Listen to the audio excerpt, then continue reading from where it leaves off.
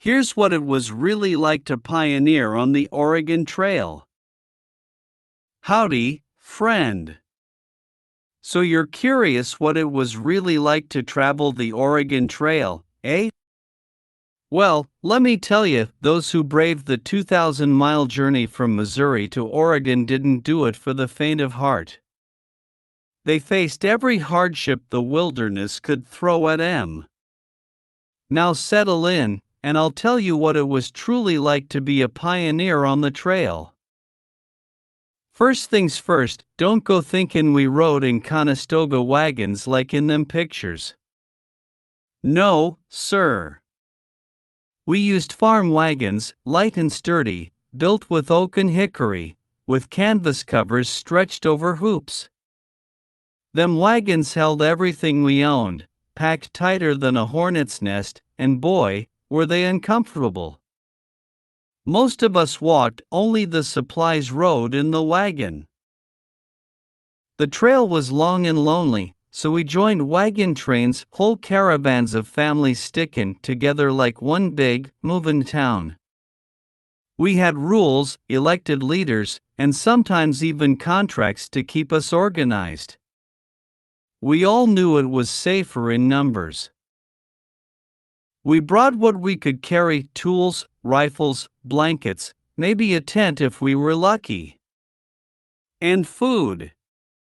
Each family packed hundreds of pounds of bacon, flour, and lard. We needed a lot of fuel to walk miles every day. And when the load got too heavy, well, we'd toss out anything we didn't absolutely need.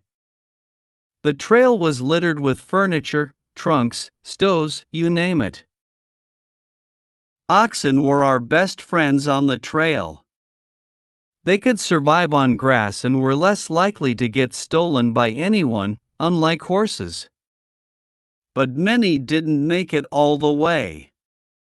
The trail was tough on the animals, and every day you'd pass a poor beast or two left behind. We passed through the lands of many native tribes.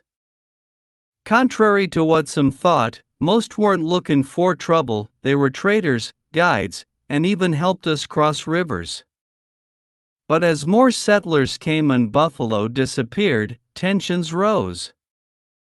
What started friendly turned sour as folks began taking more than they gave back. Every day was about the same. Up at dawn, round up the animals, a quick breakfast, and then wagons ho.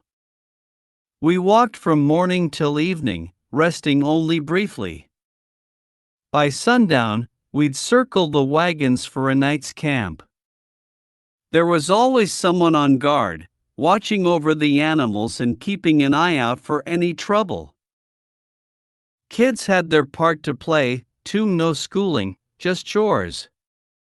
They helped bake, drove the wagons, or kept an eye on the livestock.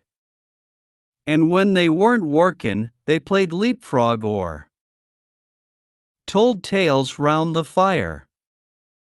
But the trail was dangerous, even for them. Accidents were all too common.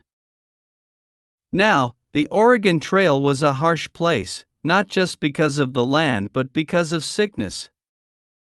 Cholera, dysentery, and fever were the true killers out here.